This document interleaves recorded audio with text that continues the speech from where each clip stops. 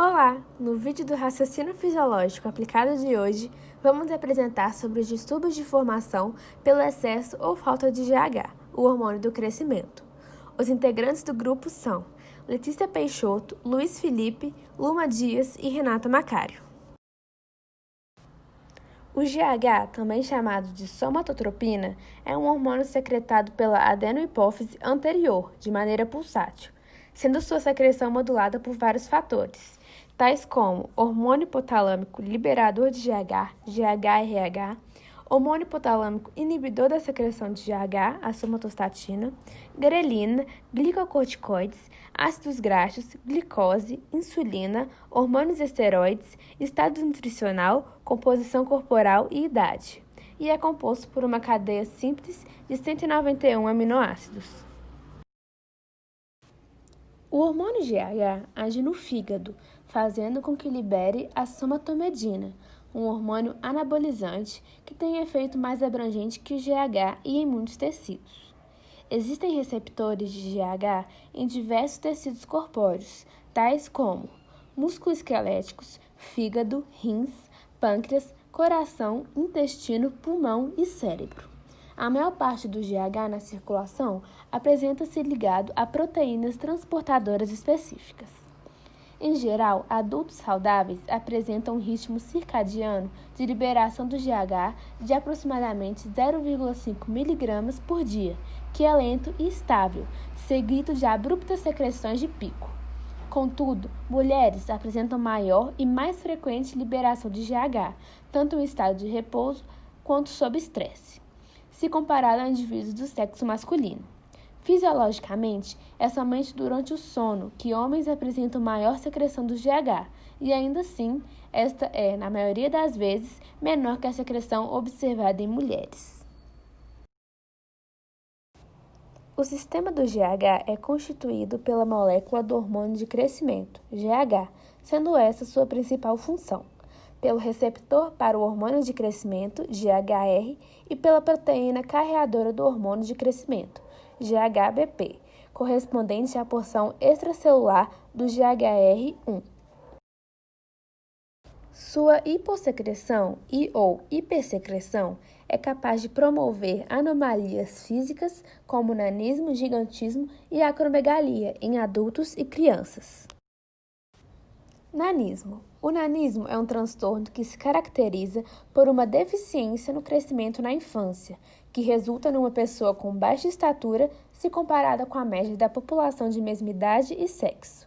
Pode afetar mulheres e homens indistintamente, que, salvo raríssimas exceções, mantêm a capacidade intelectual preservada e podem levar a vida normal e de boa qualidade. O nanismo pode ser classificado em duas categorias distintas: o nanismo hipofisário ou pituitário, que é causado por distúrbios metabólicos e hormonais, em especial pela deficiência na produção do hormônio do crescimento ou por resistência do organismo à ação desse hormônio. É conhecido também por nanismo proporcional, porque o tamanho dos órgãos mantém a proporcionalidade entre si e com a altura do indivíduo. Em outras palavras, no nanismo pituitário ou proporcional, o desenvolvimento de todos os órgãos é harmônico, apesar de o indivíduo com transtorno apresentar estatura pelo menos 20% inferior à média da população da mesma idade e sexo. A segunda categoria é o nanismo desproporcional.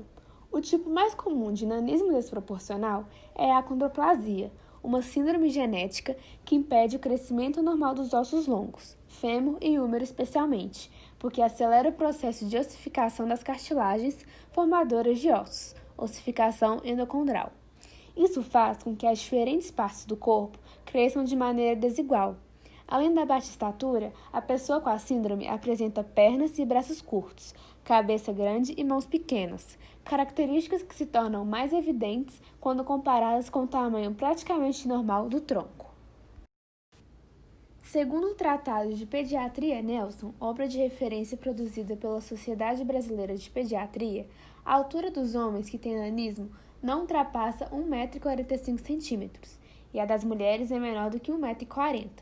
Pessoas com nanismo desproporcional, típico da acondroplasia, eram chamadas de anões, palavra carregada de conotação depreciativa, que prejudica sobremaneira sua autoimagem e a sua socialização. A estatura de uma pessoa é determinada por uma combinação de fatores intrínsecos e extrínsecos, a começar pela hereditariedade e o funcionamento do sistema neuroendócrino, e passando pelo contexto ambiental e a qualidade da nutrição.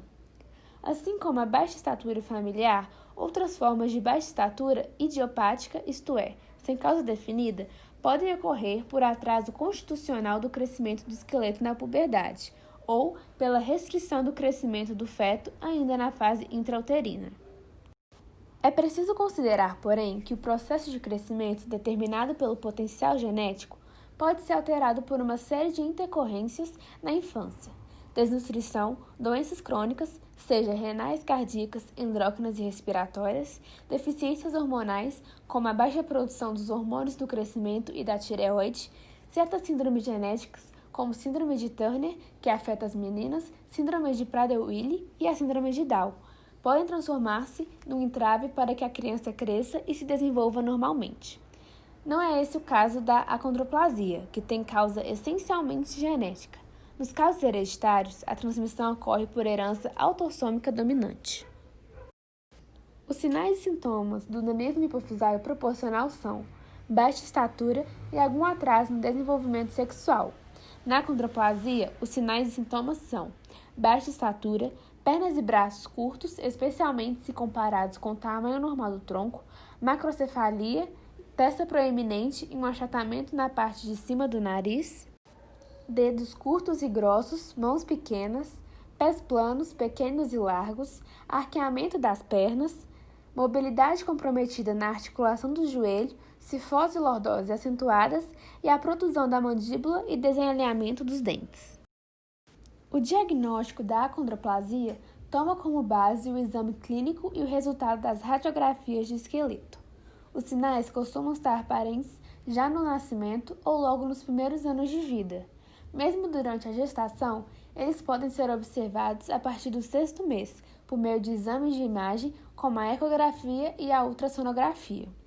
Testes de DNA em amostras do líquido amniótico nem sempre são necessários para fechar o diagnóstico. O nanismo pituitário tem tratamento, que deve iniciar-se tão logo que esteja claro o diagnóstico, uma vez que é possível corrigir pelo menos parte das doenças de base responsáveis pelo atraso no crescimento.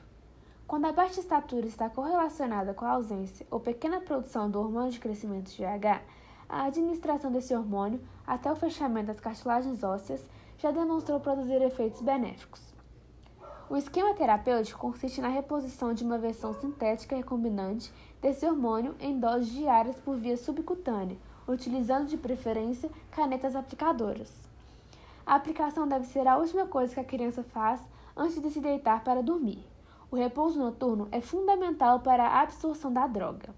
O tratamento pode estender-se por vários anos e deve ser acompanhado de perto por um médico especialista na área, porque podem ocorrer reações adversas ao uso do medicamento.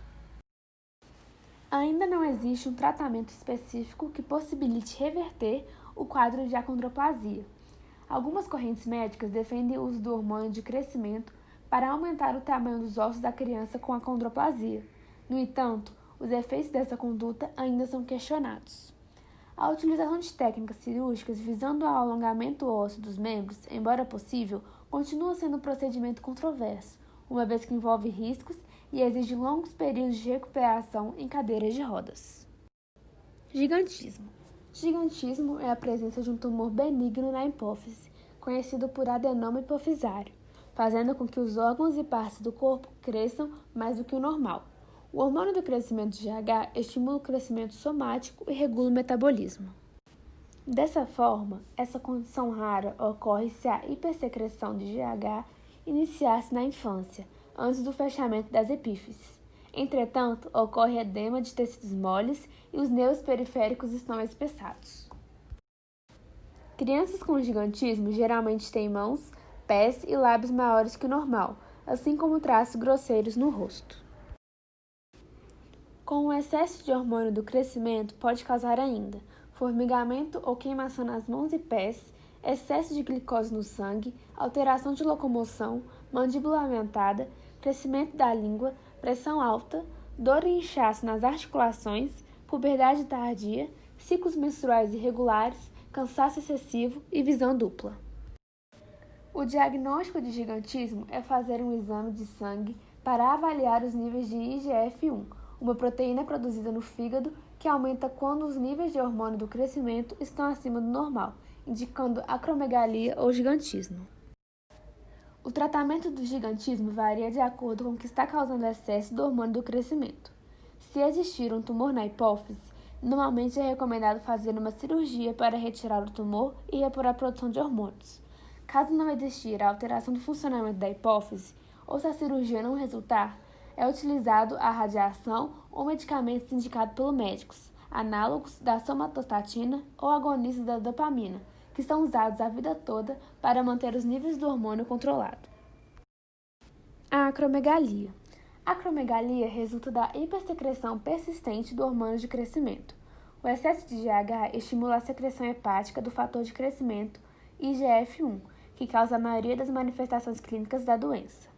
Os efeitos somáticos incluem a estimulação do crescimento de muitos tecidos, como a pele, o tecido conectivo, as cartilagens, os ossos, as vísceras e os tecidos epiteliais. Os efeitos metabólicos são a retenção do nitrogênio, o antagonismo da insulina e a lipólise. Os adenomas somatotróficos por si só podem causar sintomas locais, como cefaleia e defeitos de campo visual. Em geral, cerca de 60% dos pacientes eventualmente apresentam cefaleia e 10% sintomas visuais. Os sinais e sintomas da acromegalia são supercrescimento acral, que é o crescimento exagerado de extremidades, podendo ser elas mandíbulas, pés e mãos. Densidade óssea ocorre geralmente em mulheres e aumenta os ossos do quadril e das vértebras da coluna. Efeitos metabólicos, tais como hiperinsulinemia, resistência à insulina, diabetes, tolerância à glicose diminuída, hipertrigliceridemia e hipercalciúria. Doença cardiovascular, o paciente pode vir a manifestar anormalidades cardíacas, sendo a hipertrofia biventricular a mais comum delas. Funções sexuais, os macroadenomas podem causar diminuição da secreção dos hormônios gonadotróficos, aumento de órgãos como tireoide, coração, fígado, rins e próstata, fadiga e a hiperfosfatemia, que é a concentração aumentada de fosfato no organismo. A acromegalia atinge igualmente homens e mulheres em todas as faixas etárias, com uma incidência estimada de 3 a 4 casos novos a cada 1 milhão e uma prevalência estimada de 40 a 70 casos a cada 1 milhão. A média de idade no diagnóstico de pacientes afetados é de 40 a 45 anos. O início da acromegalia é insidioso e a progressão da doença é muito lenta. O intervalo entre o início dos sintomas até o diagnóstico é de aproximadamente 12 anos. O diagnóstico provável baseia-se nos achados clínicos característicos da doença, sendo a confirmação feita por meio de exames laboratoriais e da avaliação radiológica. Os determinantes de sobrevida são níveis de GH, hipertensão, doença cardíaca, diabetes mellitus e duração dos sintomas. O tratamento da acromegalia.